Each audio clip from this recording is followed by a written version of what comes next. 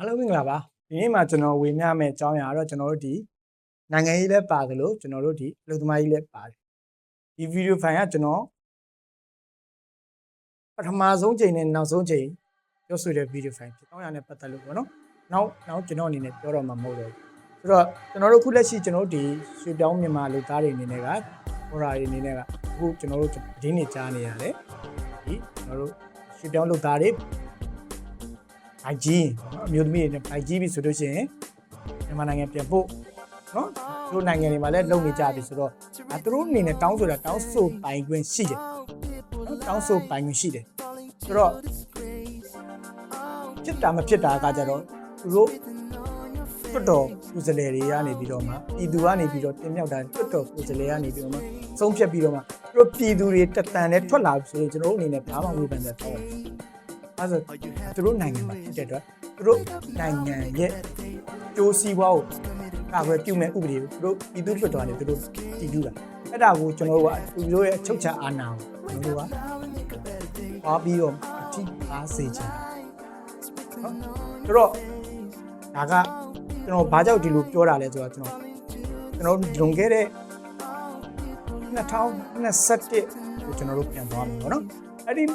2021အစောပိုင်းပေါ့နော်2020ကျွန်တော်ထိုင်းနိုင်ငံမှာဟိုဟာရှိရဆိုကျွန်တော်နိုင်ငံအာဏာသိမ်းမှုရတဲ့အချိန်မှာကျွန်တော်ပြည်သူတွေလမ်းမှာထွက်ကြတယ်နော်ဟိုမြန်မာနိုင်ငံမှာဆိုဟိုလိုက်ချင်းလိုက်ထွက်တယ်ထိုင်းမှာဆိုလည်းဟိုလိုက်ချင်းလိုက်ထွက်တယ်အဲ့ချိန်မှာကျွန်တော်ဒီနိုင်ငံသားတွေကိုကျွန်တော်ဒီထိုင်းနိုင်ငံသားတွေကဘာပြောကြလဲလို့ငါတို့ဒီမြန်မာနိုင်ငံသားတွေကအလုပ်တွေလည်းစူးစမ်းကြတယ်နော်အလုပ်လည်းစူးစမ်းတယ်ပတ်စံလည်းစုတယ်ပြီးရတဲ့ပတ်စံတွေလည်းလာစဉ်သူတို့မိဘတွေပုံစံကြည့်တယ်ပြီးတော့ကျွန်တော်ဘယ်နေရာတော့ထိုင်းနိုင်ငံမှာကျွန်တော်မြန်မာနိုင်ငံသားတွေကဓမ္မထောင်တယ်အလုပ်မကူကပ်နော်အလုပ်စူးစမ်းတယ်နော်ကျွန်တော်တို့မှုတွေမရှိဘူးလားလို့ပြောရင်ကြီးမားမားဆိုလို့ရှိရင်ဝင်းနဲ့ဇော်ကကိတ်ကလွယ်အမှုကကြီးမားမရှိဘူးเนาะကြီးမားမားမရှိခဲ့ဘူးဆိုတော့ကျွန်တော်တို့အားပေးတယ်ပြီးတော့ကျွန်တော်ဒီမိုကရေစီကိုကျွန်တော်ချစ်မြတ်လို့ကြတယ်သူ့လိုက်ပြောင်းလိုက်ထွက်တယ်ဒီနာလေးလွတ်တောင်းနေခိုင်းလွတ်သွားတဲ့ကာလာတွေမှာကျွန်တော်နိုင်ငံသားတွေဘယ်လောက်မြန်မာနိုင်ငံမှာဘယ်လောက်ကွန်ပျူတာတက်သွားတယ်ဆိုတာသူသတင်းမီဒီယာတွေသူပြည်သူတွေချင်းမာတွေရောပြောကြတယ်တော့ထိုင်းနိုင်ငံသားတွေဆိုဘော်ဒါတွေ့နေပြောကြတယ်2021နှစ်ကုန်လောက်ထိကိစ္စဖြစ်တယ်အဲ့မှာကျွန်တော်ဆန္ဒပြနေကြတယ်ဒီမှာချို့တွေအတန်တွေထွက်လာတယ်မျိုးရမဟုတ်တော့ဘူးဒီနေ့လုံးဆန္ဒပြနေကြတယ်သူလမ်းတွေပိတ်ကြတယ်ပဲချို့ကြတော့ဆန္ဒပြပွဲလို့လမ်းတွေပဲအဲ့ကြောင့်ကျွန်တော်စင်ကျင်ကြဒါပြီးသွားပြဿနာဘယ်မှာစတာလဲဆိုတော့9လပိုင်းတရက်2023မေဒီပေါ့နော်အဲ့ဒီမှာစဘာလို့စတာလဲဆိုတော့အဲ့ဒီမှာကဘာလုံးဆိုင်ရဘာအလုပ်သမားနော်အဲ့ဒီချိန်မှာဘန်ကောက်နော်ဒီမြို့လေကောင်ဆန္ဒပြတဲ့ချိန်မှာကျွန်တော်တို့ဒီထိုင်းနိုင်ငံမှာထုတ်ထိတ်ထားတဲ့ကျွန်တော်တို့ဘရင်ဟိုအကာအကွယ်ပေးထားတဲ့ပုံမှန်ကိုချက်သိမ်းပေးဖို့စိုင်းပုတ်ကိုကန်ဆောင်တာကျွန်တော်တို့ရွှေပြောင်းမြန်မာလူသားတွေဖြစ်တယ်ရွှေပြောင်းမြန်မာလူသားတွေကသူတို့ဒီစာကိုသူတို့ဖတ်တက်လို့သွားတာမဟုတ်ဘူးသူတို့သွားတာကအဲ့ဒီချိန်မှာဖြစ်နေတာကစစ်ကောင်စီအာဏာသိမ်းတာတော့မကျင်တဲ့လူသူဆန္ဒပြတယ်ဆိုတဲ့ပုံစံမျိုးနဲ့ပဲသွားတယ်ဆိုတော့အဲ့ဒါကိုအခွင့်ကောင်းယူသွားတာကကျွန်တော်တို့ဥဆောင်နေပါဆိုတော့သူဒီညင်းတယ်ကျွန်တော်အနေနဲ့ဒါကိုအားကြောင့်သူကျွန်တော်ဓာတ်ရိုက်ပြောတာလဲဆိုတော့ကျွန်တော်ဒီထိုင်းနိုင်ငံမှာနော်အဲ့ဒီချိန်ခါမှာကျွန်တော်အနေနဲ့ဆန္ဒပြပွဲတွေဟိုဥဆောင်နေလို့တယောက်ဖြစ်တဲ့အတွက်ကျွန်တော်တို့ဒီပွဲလောက်တော့မယ်ဆိုလို့ရှိရင်နော်ပွဲလောက်တော့မယ်ဆိုကျွန်တော်ခွင့်ပြုချက်တွေတူတင်ရတယ်ဘာတွေဆိုကျွန်တော်စီစဉ်ရတယ်အဲ့ဒီမှာဖြစ်တဲ့အတွက်ဒီနေရာမှာတော့ဘာတော့ရှိတယ်နော်ဆိုတာကိုကျွန်တော်တို့အာဏာဆိုင်ရဲ့အနေကျွန်တော်နောက်ကိုလိုက်တယ်အဲ့ဒါဖြစ်တဲ့အတွက်ဒီမှာရှိရဲဆိုအဲ့ဒီမှာ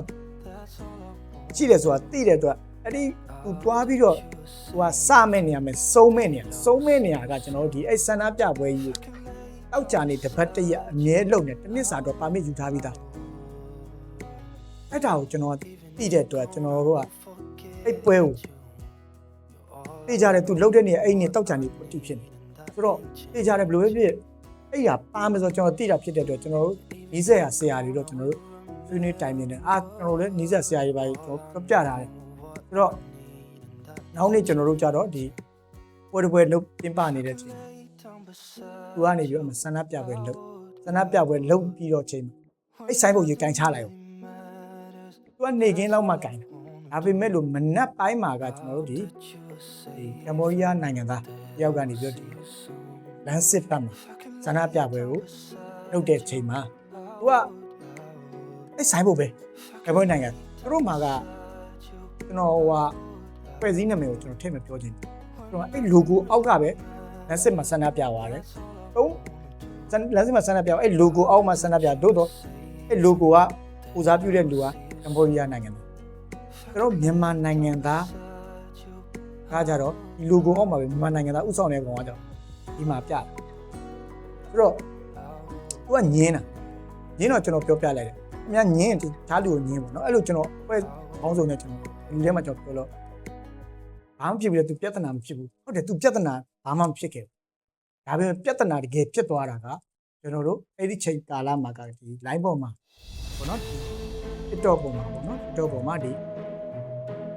သူနိုင်ငံသားတွေပြောတဲ့ချိန်မှာအဲ့ဒါကိုနင်တို့နိုင်ငံမှာငါတို့နေတာလက်ကားနေတာမဟုတ်ဘူးဒီဆောင်ခဲ့တာအဆိုးပါတဲ့ညာဖြစ်တဲ့ဆိုအကိုဘူးပြောတီပြောနောက်ပဲဆုံးကြတော့ဒီထိုင်းနိုင်ငံဆိုအာနာပိုင်နေပြီးတော့သူ့ကိုဒီစုဘူးလှုပ်ဆောင်မှုတွေတော့၎င်းနော်ဆိုတော့သူ့နောက်ပဲဆုံးပြည်နေလွတ်လိုက်ဆိုတော့ဒါကတမှုဆိုတော့သူပြောလိုက်သူက AC ဖြစ်သူတောင်းမျိုးအောင်အားတစ်ချက်ကကြတော့ကျွန်တော်ဒီ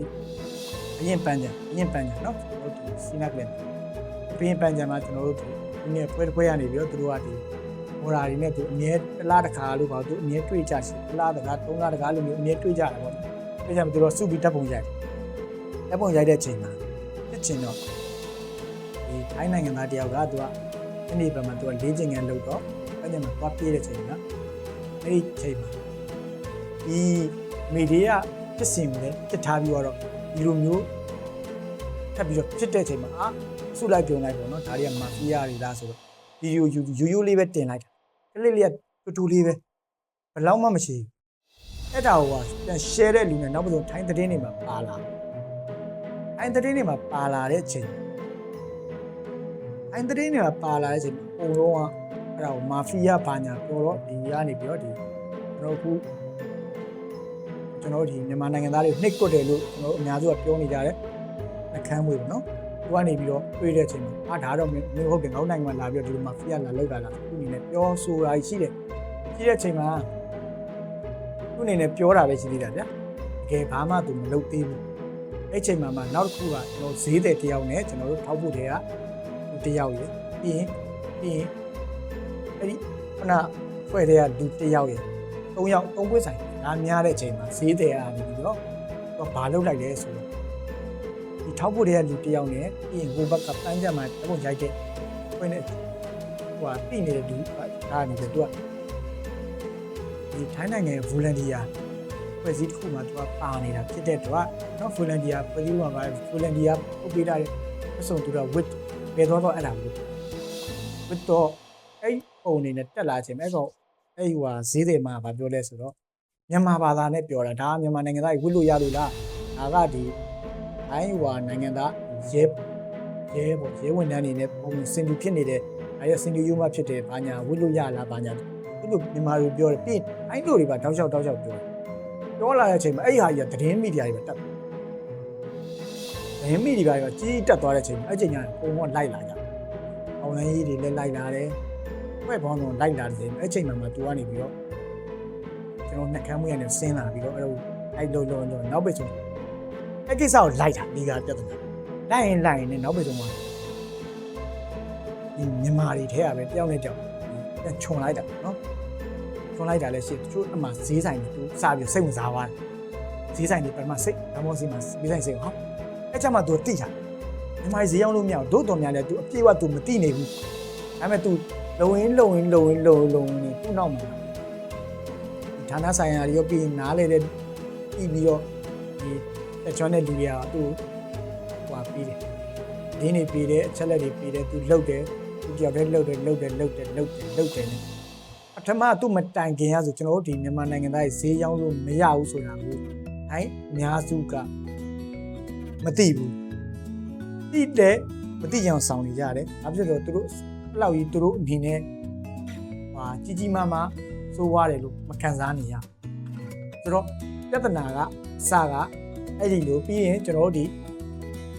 အခန်းမွေးကိုပဲကျွန်တော်တို့ဒီအဲ့အများကြီးတဲ့စကပြန်နေနဲ့လိုက်လုပ်ပြီးတော့ဟိုမှာဆိုလို့လိုက်လုပ်ပေးတာရှိအဲ့လိုမျိုးလုံးနောက်ပိတ်ဆုံးကဒီရွှေပြောင်းအလုပ်သားတွေအိုက်ကြီးပြီဆိုရင်ကိုနိုင်ငံကိုပြန်ဆိုတဲ့ပုံစံမျိုးတွေအခုချိန်မှာဖြစ်လာဆိုတော့ဖြစ်လာပြီဆိုလို့ရှိရင်ကျွန်တော်အနေနဲ့ပြောချင်တာပါတယ်ကျွန်တော်တို့ဒီဘော်ဒါတွေရောကျွန်တော်အနေနဲ့ပြောချင်တာအဲ့ဥပဒေအတည်ပြုသွားပြီဆိုလို့ရှိရင်လည်းကျွန်တော်တို့အနေနဲ့ဘာမှပြောလို့မရဆိုတော့ဘာကြောင့်ပြောလို့မရလဲဆိုတော့သူဒီပြည်သူလူထုတယောက်ပဲဖြစ်တယ်နော်သူဥပဒေကိုသူအတည်ပြုချင်တိုင်းပြုလို့မရနိုင်ဘူးသို့တော့ဒီဥပဒေပြုမယ်ဆိုလို့ကျွန်တော်သူလွှတ်တော်တင်သွင်းရမယ်လွှတ်တော်တင်သွင်းတဲ့အချိန်မှာလွှတ်တော်ဆိုတာကကျွန်တော်ပြည်သူလူထုကိုယ်စားလှယ်တွေစုစည်းထားတဲ့နေရာတစ်ခုဖြစ်တာဖြစ်တဲ့အတွက်သူပြည်သူလွှတ်တော်မှာကျွန်တော်တို့ကဒီ